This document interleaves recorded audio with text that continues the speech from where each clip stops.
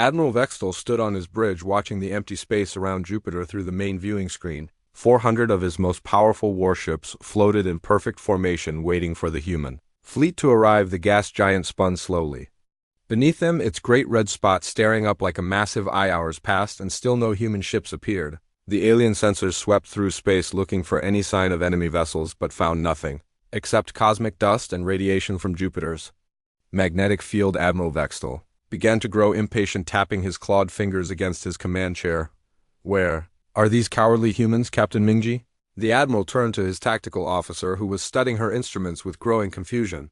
Her forearms moved quickly across different control panels as she tried to understand what her sensors were telling her. Admiral, something is wrong with our readings, Captain Mingji said slowly. The space around us keeps shifting. Our sensors detect mass signatures that appear and disappear like ghosts. There should be nothing here, but the readings suggest something massive is hiding nearby. Admiral Vextel laughed at his officer's concerns. These primitive humans could not possibly have stealth technology advanced enough to fool the Empire's most sophisticated sensors. His ships carried detection equipment that could find a single fighter craft hiding behind an entire moon. Just as the admiral prepared to order his fleet back to Earth, something impossible began to happen. The empty space directly in front of his flagship started to shimmer and bend like heat waves rising from hot metal. Stars visible through the distortion began to twist and stretch as if space itself was being folded. The distortion grew larger and larger until it covered an area bigger than any ship the aliens had ever seen. Then the shimmer effect suddenly stopped and revealed something that made every alien on every bridge freeze in complete terror. The largest warship anyone in the galaxy had ever built hung motionless in space before them. The human vessel stretched 20 kilometers from its pointed nose to its massive engine sections. Its hull was dark gray metal covered with weapon ports and launch bays that seemed to go on forever. Captain Doyun sat in the command center of the HFY, indomitable deep inside the ship's armored core. Around him, 10,000 human crew members worked at their stations with calm efficiency they had trained for this moment their entire lives, and now the time had finally come to show the galaxy what Earth could build. The Supercarrier had been constructed in secret over 30 years, using materials mined from asteroids and technology reverse engineered from the crashed alien scout ship. Human engineers had improved on the alien designs, adding weapons and defenses that no other species had ever imagined. Lieutenant Neyon looked up from her tactical station. All fighter squadrons are ready for launch. Captain, the weapon systems are fully charged and our shields are at maximum power. The alien fleet is hailing us, sir. Captain Doyun nodded and opened the communication channel. His face appeared on screens throughout the alien fleet, showing a calm, human expression that somehow seemed more frightening than any alien war mask Admiral Vextel had ever seen. You came to conquer Earth, Captain Doyun said in a quiet voice that carried clearly through the communication system. You made a mistake. We are not the primitives you expected. Your intelligence reports were 50 years out of date. The human captain paused and looked directly at Admiral Vextel through the screen. We survived ice ages that lasted thousands of years. We survived plagues that killed half our population. We survived 2 world wars that nearly destroyed our civilization. We learned to fight against impossible odds, and we learned to win. Admiral Vextel tried to laugh, but the sound died in his throat as his sensors finally began to penetrate the human ship's hull. The readings made no sense. The power output was impossible for a ship that size. The energy signatures showed weapons that did not exist in any Empire database. Captain Doyun continued speaking in that same calm, terrifying voice. You have 2 choices, Admiral. You can leave our solar system now and never return, or you can stay and learn why human beings are the most dangerous species that ever evolved on any world. The alien admiral stared at the massive human ship and felt something he had never experienced in his long military career. Real fear began to crawl up his spine like ice water. His flagship was the largest vessel in his fleet, but it looked like a small escort boat next to the human Supercarrier. Emphasis. Admiral Vextel finally managed to speak. You cannot have built such a ship. Your species barely reached your own moon when we first observed you. How could you construct something that our greatest shipyards could not build, Captain? Doyun smiled, and the expression was not pleasant. We found one of your scout ships 30 years ago, Admiral. The crew was dead, but the technology was intact. We studied every circuit, every weapon, every piece of equipment, then we built something better. The human captain gestured to his bridge crew. Lieutenant Neyon, activate all external lights. Show our guests what human engineering looks like. The Indomitables hull suddenly blazed with millions of lights that outlined every weapon port, Every launch bay, every armor plate, the alien crews gasped as they realized the true size of the vessel they faced. It was not just one ship, but an entire fleet compressed into a single hull. Admiral Vextel looked at his own weapons displays and felt his heart sink. His plasma cannons were designed to destroy cities from orbit, but they seemed like toys compared to the massive gun barrels. He could see on the human ship the Indomitable carried more firepower than his entire fleet combined. Captain, you cannot be serious about fighting the entire Galactic Empire. Admiral Vextel tried to sound confident, but his voice shook. We have thousands of ships, we control hundreds of worlds, you have built one vessel, no matter how large. Captain Doyon leaned forward in his command chair. One ship, Admiral, but every human on this vessel volunteered to die rather than let our world be conquered. Every person in this fleet chose to fight impossible odds rather than surrender to slavery. The human captain paused, and his expression grew even colder. We are not just defending Earth, Admiral. We are fighting for every species in this galaxy that is tired of bowing to the Empire. Every world that dreams of freedom, every people that refuse to kneel. Admiral Vextel realized that he was facing something unprecedented in the history of galactic warfare. He was not just fighting another species trying to avoid conquest. He was facing an entire civilization that had spent decades preparing to destroy everything. The Empire represented, the human ship hung in space like a sleeping giant waiting for the first shot to be fired. Admiral Vextel knew that whatever happened next would change the balance of power in the galaxy forever. The quiet species from the third planet had revealed their true nature, and that nature was absolutely terrifying. The stars above Earth began to shimmer and bend like water on a hot day. Admiral Vextel watched from his command chair as hundreds of massive alien ships dropped out of hyperspace. The blue planet below looked so peaceful and small compared to his mighty fleet. He had conquered 47 worlds for the Galactic Empire, and Earth would be number 48. His 4 red eyes glowed with satisfaction as he studied the primitive world. The aliens had been watching Earth for many years through hidden spy satellites. They knew humans had barely reached their own moon and had simple weapons that could not even scratch the paint on his smallest warship. This would be the easiest conquest in the history of the Empire. Commander Juan sat deep inside a secret base carved into the dark side of Earth's moon. His fingers moved quickly across holographic displays, showing the alien fleet. The screens counted over 800 enemy ships, each one larger than anything humans had ever built. In space, his coffee had gone cold hours ago, but he did not notice the other human officers in the Lunar Command Center looked worried. Lieutenant Boyan kept checking the same sensor readings over and over again. Captain Hyunwoo paced back and forth behind the main tactical display. Major Yunji bit her lip as she watched the alien formations take positions around Earth, but Commander Juan remained perfectly calm. He had been waiting for this day for 30 years, ever since he was a young pilot who helped recover the crashed alien scout ship in Antarctica. That day changed everything for humanity, even though the rest of the galaxy never knew what Earth had found buried in the ice. The alien fleet finished moving into attack positions. Admiral Vextel opened communication channels to broadcast his surrender demand to every radio and television station on Earth. His voice was deep and mechanical when translated by the universal language computers. People of Earth, you are now subjects of the Galactic Empire. Your primitive weapons cannot harm our ships. Your governments have no choice but to surrender immediately. Any resistance will result in the complete destruction of your cities and the enslavement of your entire species. You have 1 Earth hour to respond with total surrender on the surface of Earth.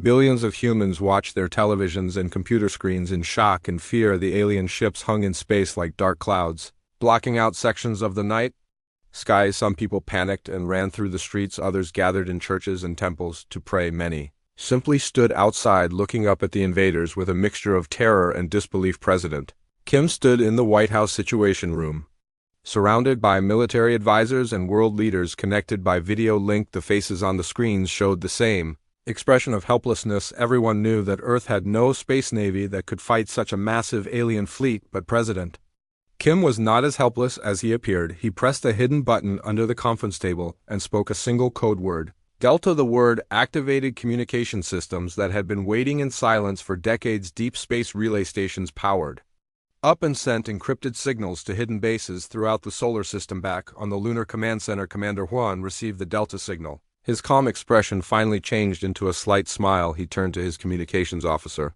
Lieutenant Naong, and gave her a simple order: send them the Jupiter coordinates. Lieutenant Naong typed the message into the quantum transmitter. The signal reached the alien flagship in less than 2 seconds. Admiral Vextel read the human response. and his tentacles twitched with what passed for laughter among his species. Admiral, the humans are not surrendering. They are requesting a meeting for battle negotiations at coordinates near Jupiter. They want to discuss terms of combat. His communication officer could barely speak the words without laughing. Admiral Vextel studied the coordinates on his star chart. Jupiter was the large gas giant in the outer part of this solar system. The location was far from Earth and appeared to be empty space.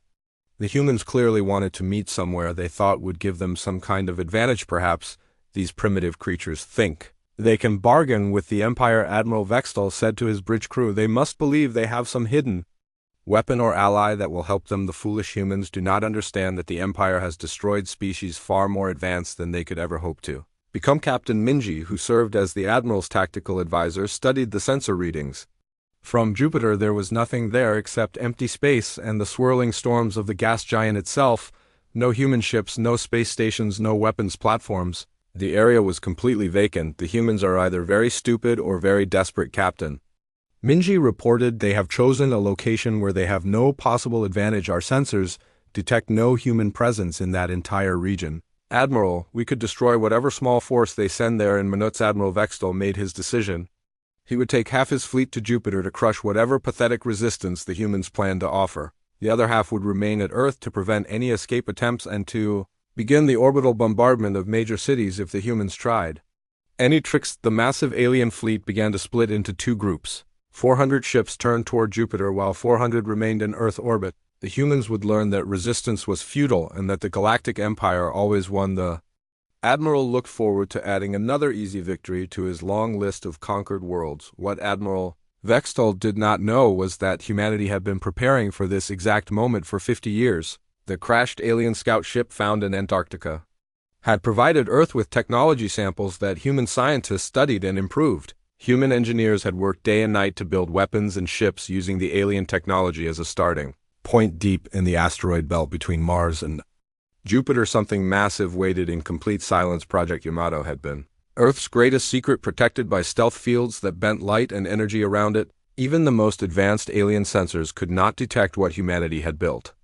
In the darkness of space, Commander Juan watched the alien fleet divide and smiled more widely. The aliens were doing exactly what Earth had hoped they would do. By splitting their forces, they had made themselves vulnerable to the trap that had been waiting for decades. The first phase of the plan was working perfectly. Soon, the aliens would learn that the quiet little species from the third planet was far more dangerous than anyone in the galaxy had ever imagined. The hunters were about to become the hunted, and the Galactic Empire was about to face an enemy unlike any they had ever encountered before. Earth had been playing a very long game, and now it was time to reveal just how well humans had learned to play by the rules of galactic warfare. The real battle was about to begin.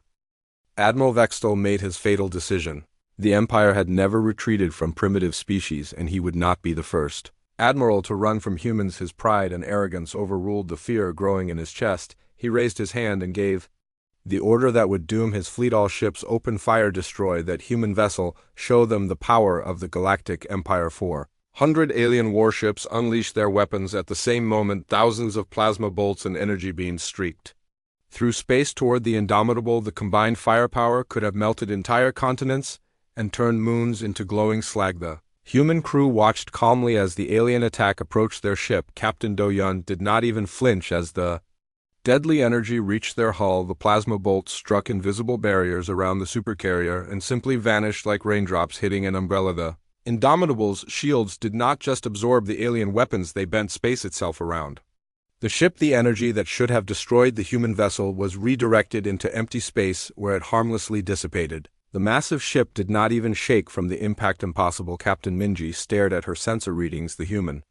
vessel should have been vaporized. Our weapons had no effect at all. It is like they fired at empty space. Admiral Vextel watched in growing horror as his most powerful weapons failed completely. The humans had not just built a larger ship, they had developed defensive technology that made his entire fleet useless. His plasma cannons might as well have been throwing rocks at a mountain. Major Jaewon sat in the cockpit of his fighter deep inside the Indomitable's launch bays. Around him 3,000 other human pilots prepared for combat. Their fighters were not the simple rockets the aliens expected. Each craft carried weapons powered by miniature fusion reactors and defensive systems that would make them nearly impossible to hit. Launch All fighters, Major Jaewon heard Captain Do-yeon's voice through his helmet communicator show them how humans really fight. The launch bays of the Supercarrier opened like the mouths of hungry beasts. Thousands of human fighters poured into space, moving with grace and speed that defied everything the aliens knew about physics. Each pilot had trained since childhood, and their minds were linked to their ships through neural interfaces.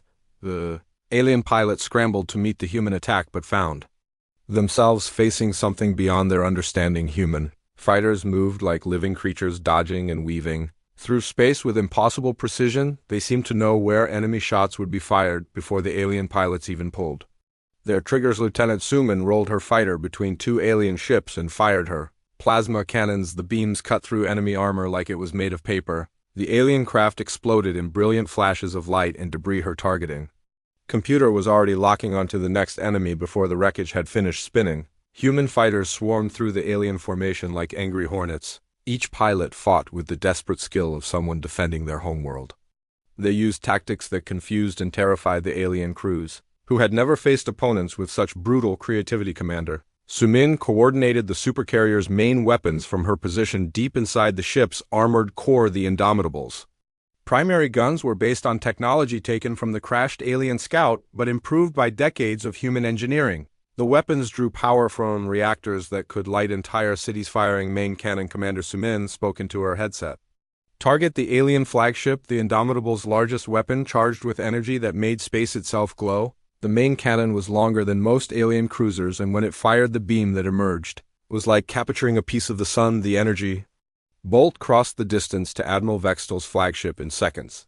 The alien admiral watched death approach his ship in the form of a golden beam of pure energy. His shields failed instantly, his armor vaporized like smoke, and his mighty flagship simply ceased to exist. The beam continued through space and destroyed two more alien cruisers that had been unlucky enough to be directly behind the flagship. Admiral Vextel found himself floating in an escape pod, watching his fleet die around him. Human weapons were destroying his ships faster than his sensors could count the losses. Each blast from the Supercarrier removed another vessel from existence, while human fighters tore through his remaining forces like wolves among sheep. Captain Do-yeon watched the battle from his command chair but felt no satisfaction in the slaughter. The aliens had chosen this fate when they came to conquer Earth. Now they would learn the price of threatening humanity. The human captain opened communication channels to the surviving alien ships. "This is your final warning," Captain Do-yeon said calmly. "Surrender now, and we will allow you to live in prison camps. Continue fighting, and we will destroy every ship in your fleet." Some alien captains tried to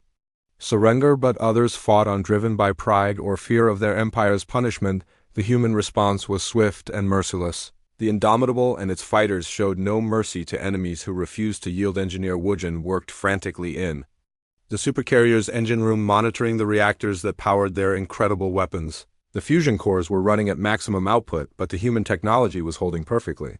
Every system functioned exactly as designed. Despite the enormous power demands, the tide of battle had turned completely in humanity's favor. Alien ships burned and exploded throughout the space around Jupiter, while the human Supercarrier remained untouched by enemy fire. The Indomitable was not just winning the battle, it was demonstrating the complete superiority of human technology and determination. Captain Boyang led a squadron of heavy fighters against the remaining alien cruisers. Her weapons tore through enemy hulls with ease, while her shields deflected return fire. The alien pilots flew like they were already beaten. Their movements sluggish and desperate. The battle lasted only 2 hours, but those 2 hours changed the balance of power in the galaxy forever. When the shooting stopped, over 300 alien ships had been destroyed, while the human forces had lost only a handful of fighters. The Indomitable itself had not suffered even minor damage. Admiral Vextel floated in his escape pod, surrounded by the wreckage of his once mighty fleet. The human Supercarrier hung in space like a dark angel of death, its weapons still glowing with residual energy. The aliens had learned a terrible lesson about underestimating humanity, but this was only the beginning. The real war was about to start.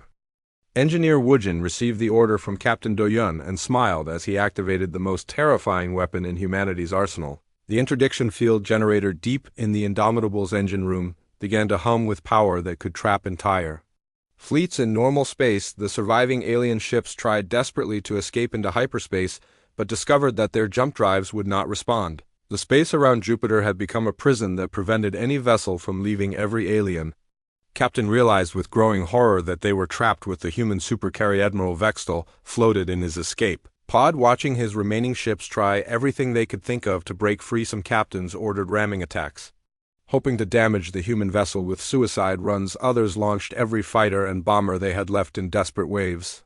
The Indomitable's point defense systems came alive like a deadly light show. Thousands of small guns tracked incoming threats and destroyed them with precision that seemed impossible. Each alien fighter that approached the supercarrier was blown apart before it could get within weapons. Range Captain Su Yang led her marine boarding party through the docking bay of a crippled alien cruiser. The humans wore powered armor that made them look like metal demons to the terrified alien crew. Their enhanced strength allowed them to tear through bulkheads with their bare hands. The alien defenders tried to stop the human Marines, but found themselves outmatched in every way. Humans moved through the ship's corridors like ghosts, using enhanced senses to hunt their enemies in complete darkness. They fought with a brutality that came from millions of years of evolution on a world where everything tried to kill them. Sergeant Minho grabbed an alien warrior by the throat and lifted him off the deck with one armored hand. The creature struggled helplessly as the human marine spoke through his suit's external speakers. In the alien's own language, your empire made a mistake when it came to our world. The human said coldly, "We are not like the other species you conquered. We learned to fight by battling ice ages and plagues and wars that lasted for generations." The alien tried to speak, but Sergeant Minho continued his terrifying speech. "We are persistence hunters. We chase our prey until it collapses from exhaustion. We never give up and we never forget. We will hunt your empire across every star system until it falls." More human ships began arriving from the outer solar system. Admiral Vextel watched in growing despair as dozens of vessels decloaked around his trapped fleet. Each new arrival was smaller than the Indomitable, but still more advanced than anything the Empire had built. Captain Hyunwoo commanded one of the stealth destroyers that had been hiding in the asteroid belt for decades. His ship was invisible to alien sensors and carried weapons designed specifically to kill Empire vessels. The destroyer moved through the trapped alien fleet like a shark among fish. The aliens tried to coordinate their defenses, but the humans had been listening to Empire communications for 50 years. Every frequency, every code, every tactical doctrine was known to the human commanders. They jammed alien signals and fed false information to enemy ships. Lieutenant Yunji monitored the communications from her station aboard the Indomitable. The alien fleet was falling apart as captains lost contact with each other and began fighting without coordination. Many ships were firing at shadows while others had stopped fighting entirely. Admiral Vextel tried desperately to contact the rest of his forces orbiting Earth, but the human jamming was complete. His quantum communicators were useless and his hyperspace message drones could not leave the interdiction field. The trapped aliens were completely cut off from the outside galaxy. Major Sunwoo piloted her fighter through the wreckage of alien ships, looking for survivors to capture. The humans needed prisoners who could provide intelligence about Empire military capabilities. Her sensors detected life signs in an escape pod and she moved to intercept. The alien officer inside the pod was a communications specialist who had been monitoring Earth for years. Captain Minji looked up at the human fighter with 4 eyes filled with terror. She had watched human broadcasts and thought she understood their species, but nothing had prepared her for this. "You studied us for years." Captain Doyun spoke to the captured alien through a communication link. "You thought you knew what humans were capable of. You were wrong." The human captain appeared on a screen inside the escape pod, his expression calm but terrifying. "We let you watch us. We let you think we were primitive. We wanted you to underestimate us because that made you easier to destroy." Captain Minji tried to speak, but her voice came out as a whisper. "How long have you known about the Empire? How long have you been preparing for this war?" Captain Doyun smiled, and the expression was not pleasant. "We found your scout ship 50 years ago, Captain. We have been ready for this day since before you were born. Every human child has been taught that the Empire would come someday. Every human adult has spent their life preparing to fight youth." Alien captain realized the full scope of the trap that had been set. Humanity had not just built ships and weapons, they had transformed their entire civilization into a war machine designed to destroy the Galactic Empire. Every human was a soldier in a conflict that had been planned for generations. More alien ships died as the human fleet systematically destroyed every vessel that refused to surrender. The space around Jupiter became a graveyard filled with twisted metal and floating debris. The survivors watched helplessly as their mighty fleet was reduced to scrap. Engineer Taiwan worked to capture intact alien technology from the wrecked ships. Human boarding parties were stripping enemy vessels of anything useful while avoiding the dangerous radiation from damaged reactors. The intelligence gathered would help Earth prepare for the larger war to come. The aliens began to understand that this battle was not just about conquering Earth. The humans had been planning to destroy the entire galactic empire from the moment they discovered that aliens existed. Every human action for 50 years had been designed to prepare for this conflict. Admiral Vextel floated in his pod watching the systematic destruction of everything he had built during his military career. The Empire had created its own worst enemy by threatening a species that refused to accept defeat. Humanity had turned the hunt around, and now the Empire was the prey. The battle was ending, but the war was just beginning. Soon the rest of the galaxy would learn what the aliens around Jupiter had discovered. Human beings were the most dangerous species that had ever evolved. And they were no longer hiding their true nature. The hunters had become the hunted, and nothing would ever be the same. Fleet Commander Herrix paced nervously on the bridge of her flagship orbiting. Earth hours had passed since Admiral Vextal and his fleet had gone to Jupiter, and now there was only silence. Her communications officers tried repeatedly to contact the Admiral but received no response. Something is wrong, Commander Herrix said to her tactical officer. Captain Jinwoo, the Admiral, should have crushed any human resistance by now and reported back. Why have we heard nothing from Jupiter? Captain Jinwoo studied his sensor displays with growing concern. Our long-range scanners detect energy signatures from the Jupiter region, but the readings make no sense. Commander, there appears to be debris from many ships, but we cannot identify what vessels were destroyed. Commander Herrix felt ice in her veins as she realized what the readings might mean. She ordered scout ships to investigate Jupiter, but those vessels never returned. Their signals simply vanished as they approached the gas giant. Each lost ship increased her fear that something terrible had happened to Admiral Vextel's fleet on Earth. General Minwoo watched the alien fleet from his hidden command bunker deep beneath the Rocky Mountains. His screen showed 400 enemy ships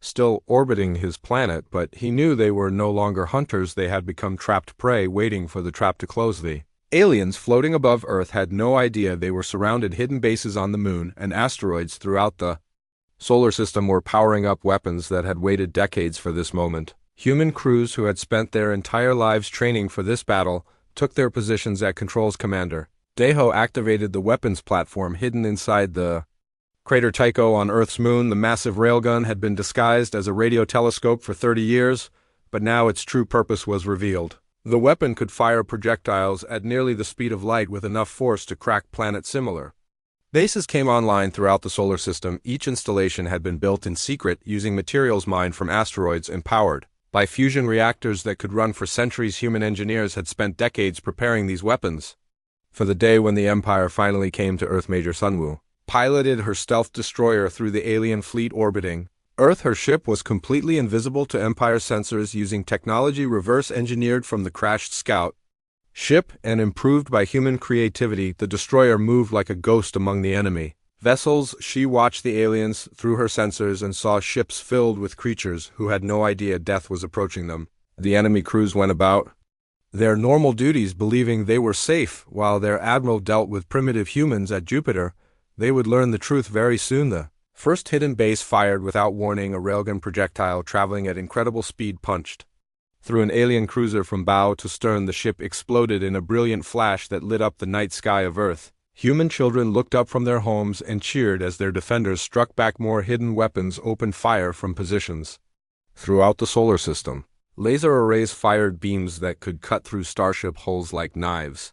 Missile platforms launched swarms of guided warheads that hunted alien vessels with deadly precision. The trap that had been 50 years in the making finally sprung. Fleet Commander Herrix watched in horror as her ships began exploding around her. The humans were attacking from everywhere at once using weapons that appeared from empty space. Her sensors could not detect the enemy positions, and her return fire struck nothing but vacuum. Impossible, she screamed at her bridge crew. Where are these weapons firing from? Our scanners show nothing but empty space. How can they hit us when we cannot even see them? Captain Jinwoo tried desperately to coordinate the defense, but found that human jamming was blocking all communications between alien ships. Each vessel was fighting alone and blind, while invisible enemies destroyed them one by one. The coordinated alien fleet became a scattered mob of panicking individuals. Reports began flooding into the Empire from star systems throughout the galaxy. Human ships had appeared without warning at alien colonies and military bases. The attacks were perfectly coordinated and devastatingly Effective Imperial forces found themselves under assault by enemies they had never seen before on the throne world of the Galactic Empire Emperor. Caxmore received urgent messages from dozens of sectors. Each report told the same impossible story. Human warships with advanced technology were systematically destroying Imperial installations across hundreds of light years. The humans have been planning this for decades, Emperor Caxmore said to his advisors as he studied the tactical reports. They let us think they were primitive while building a fleet that rivals our own. How could our intelligence services miss such massive preparations? General Wushik, one of the Emperor's most trusted commanders, looked at the data with growing alarm. Your Majesty, the human attacks are too coordinated to be random.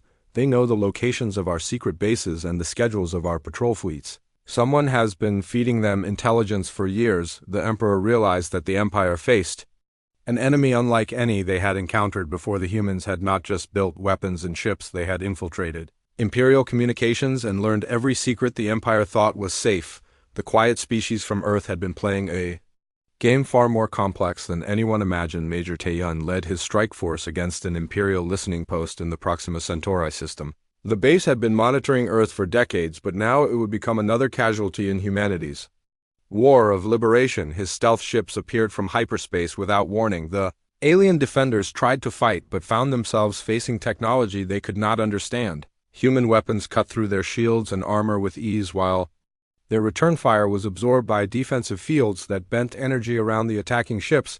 We are the species you tried to conquer, Major Taeyun broadcast to the surviving aliens as his marines captured the base. Your empire made the mistake of threatening our children. Now you will learn what happens when humans decide to hunt. The truth about humanity spread through Imperial communication networks like a virus. Species that had been conquered by the Empire began to hear stories about the humans who fought back successfully. Rebellion sparked on worlds that had been enslaved for generations. Captain Suyin commanded a human fleet that liberated the mining colonies in the Vega system. The alien overseers had tortured the native population for decades, but now they faced justice delivered by human weapons. The liberated slaves cheered as their oppressors fled in terror. More and more star systems reported the same pattern. Human fleets would appear, destroy Imperial forces with overwhelming firepower, and then vanish before reinforcements could arrive. The Empire that had ruled the galaxy for centuries was being systematically dismantled by a species they had dismissed as primitives. Emperor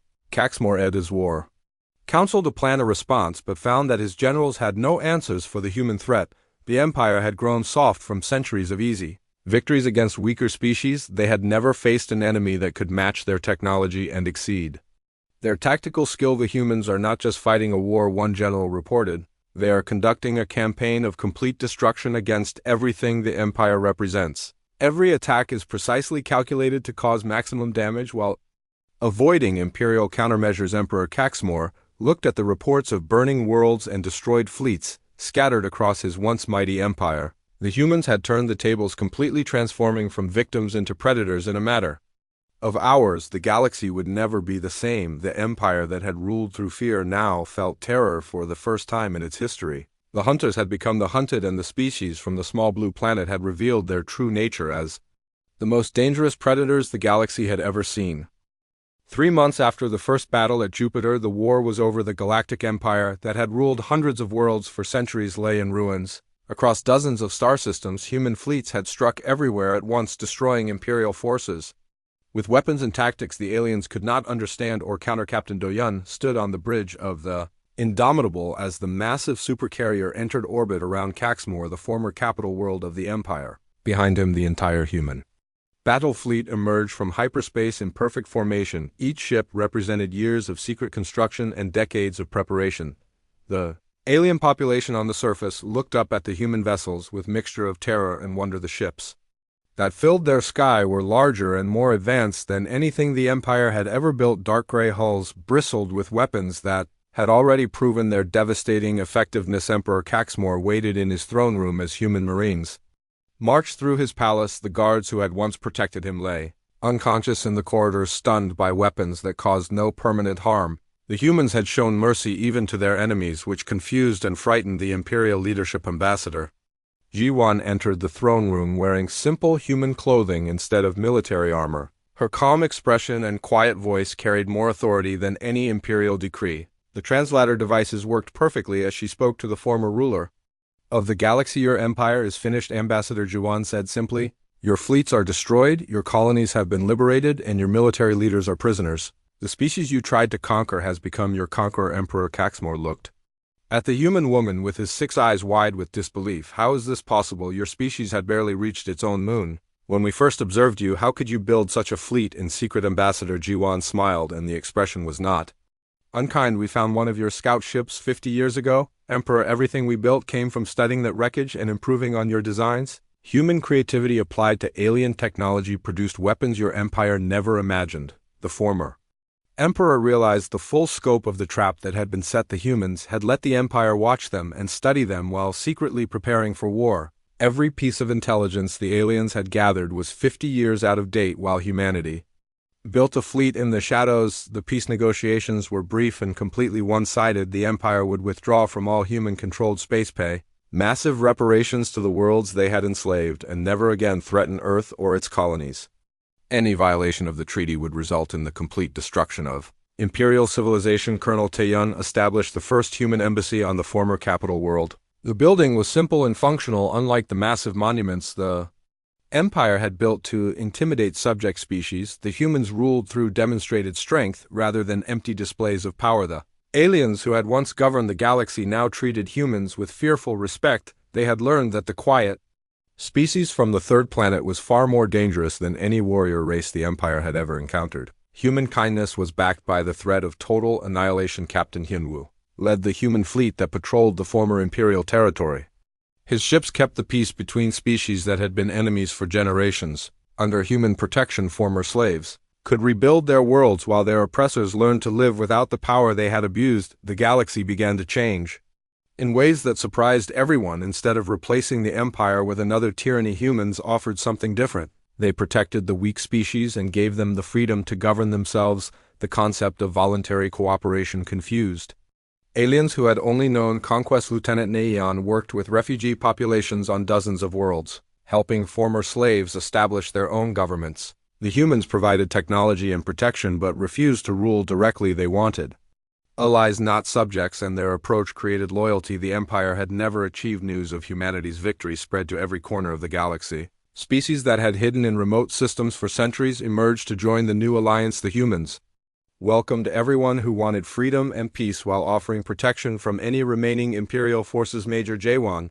commanded the human base on the moon of the former capital world. His fighters patrolled constantly, ready to respond to any threat against the new order. The aliens learned quickly that attacking human allies brought swift and devastating retaliation.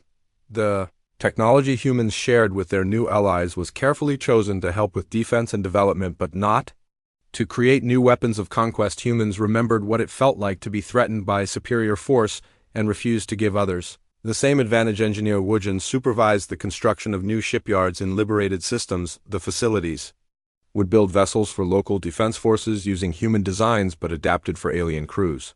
Each species could protect itself without depending entirely on human military might. Captain Suyang established trade agreements between former enemy species under human protection. The galaxy began to prosper as resources and knowledge flowed freely between worlds that had been isolated by imperial policies. Cooperation proved more profitable than conquest. Commander Daeho led diplomatic missions to species that had supported the Empire during the war. The humans offered forgiveness and alliance to former enemies who genuinely sought peace. Many alien leaders were amazed by human willingness to work with those who had once been threats. The Indomitable returned to Earth orbit after completing its mission of galactic liberation. Captain Doyun looked down at his homeworld and reflected on how much had changed. In just a few months, the blue planet was no longer a target for conquest, but the center of a growing alliance. Earth had become the capital of something unprecedented in galactic history, a voluntary confederation of species united by shared values rather than fear. Humans provided protection and leadership, but each member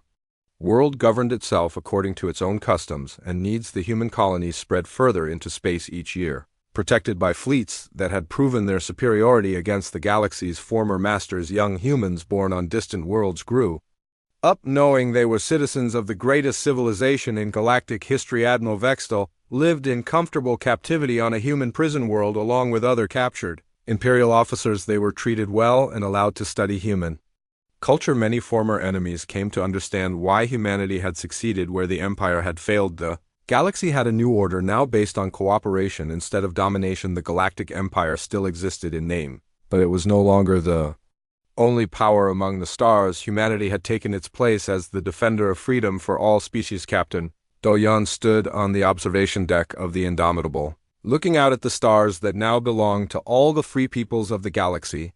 The hidden Supercarrier and its sister ships would continue to patrol space, protecting the peace that had been won through human courage and determination. The species that had once ruled through fear had learned to respect those who fought for justice. The hunters had become the guardians, and the galaxy was finally free.